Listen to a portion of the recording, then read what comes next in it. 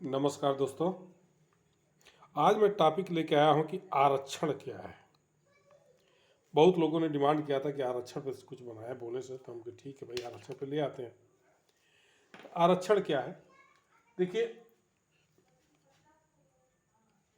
आरक्षण में जो है, आरक्षण देने से पहले उनको 4 वर्गों में बांटा गया था, जैसे यूआर, ओबीसी, एससी, एसटी। तो देखिए, यूआर जो है, यूआर में कई जाति हैं?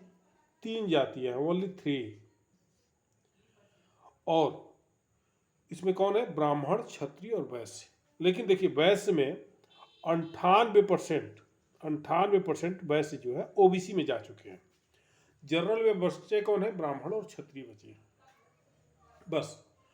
और मात्र 2 जातियां ये जो है, अब देखिए थोड़ा सा उसके बारे में बता दें कि जब देश का बंटवारा हुआ था तो देश को राष्ट्रीयकरण करने के लिए सबसे बड़ा योगदान वल्लभ भाई पटेल के कहने पर क्षत्रियों ने दिया।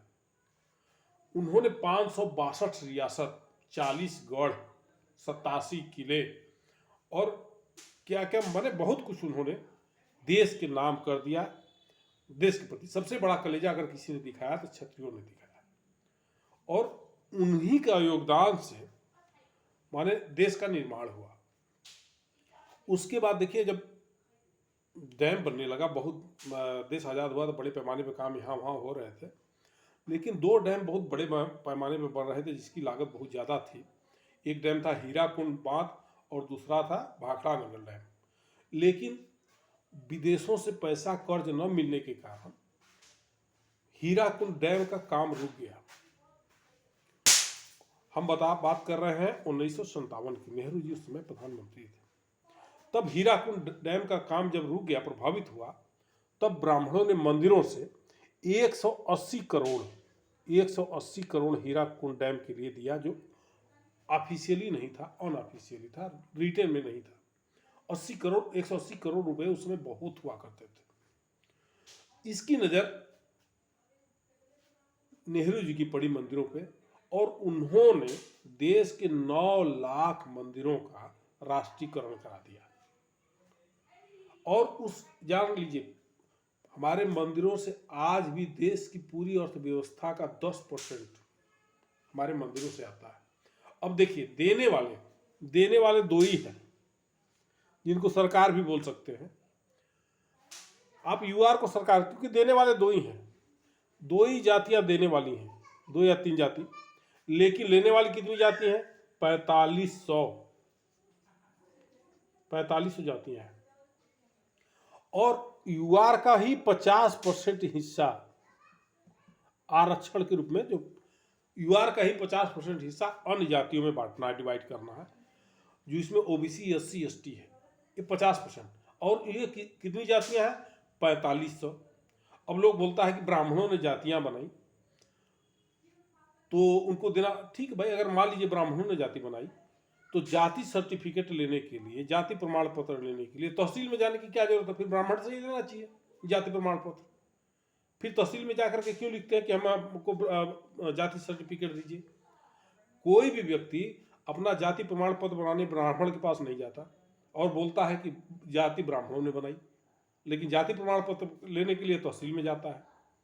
कोई ब्राह्मण के पास आके जाति प्रमाण पत्र नहीं बनवाता, तो और आरोप लगाता है कि जाति ब्राह्मणों ने बनाई। अच्छा ठीक है, वो सब टॉपिक। ये 50% आरक्षण जो है, जो यूआर का काट करके ही बाकी में डिस्ट्रीब्यूट किया जाता है, वो 3 ओबीसी, एससी, एसटी, इन तीनों को देना है। लेकिन अब इसमें देखिए, ओबीसी में 2600 जातियां आती हैं और उसमें 80 जातियां तो लगभग केवल यूपी में आती हैं। पूरे देश में 2600 लगभग जातियां आती हैं।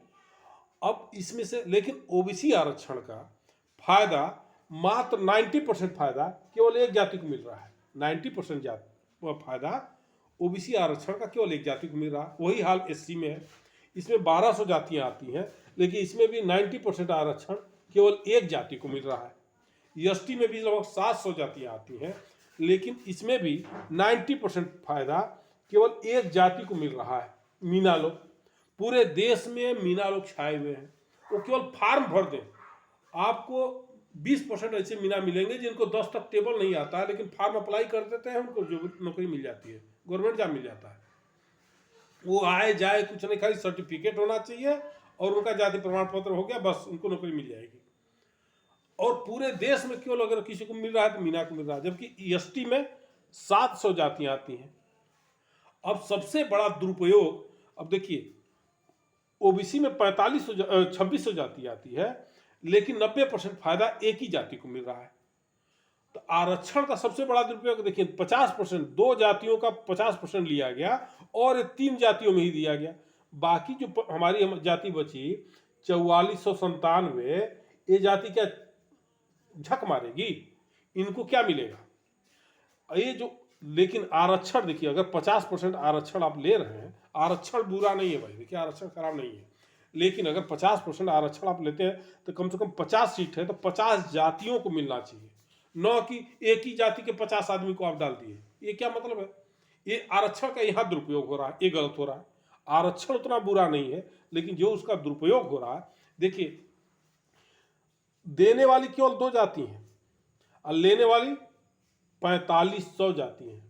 देखिए इनको हमारे फ्री में खाना, फ्री में पैखाना, फ्री में शिक्षा, फ्री में दवाई, फ्री में अनाज, फ्री में राशन, फ्री में तेल, फ्री प्रमोशन, फ्री में नौकरी, फ्री में यात्रा, फ्री में इलाज, 1000 टाइप का अनुदान मिलता है फ्री में, 1000 टाइप।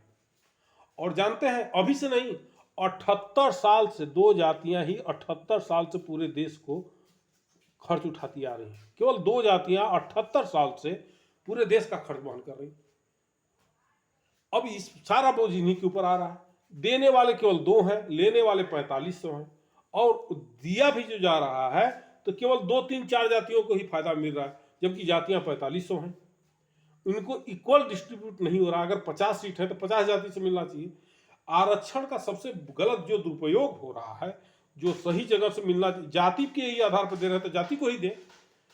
ये पहले तो गरीब को मिलना चाहिए, आप गरीब को भी दे करके एक ही जाति को आपने पूरा दे दिया। अब पता चला 27% ओबीसी आरक्षण है और 27% में 25% एक ही जाति को आपने दे दिया, जबकि इसमें जातियां 2600 हैं। एससी में भी वही हो रहा है, एसटी में भी वही हो रहा है। एसटी में 700 जातियां आ रही हैं, लेकिन एक ही जाति पूरे देश में छाई हुई है, यहाँ से लेकर वहां तक। वो खाली फार्म भर दे उसको जॉब मिल जाता है। तो कितना दुरुपयोग हो रहा है।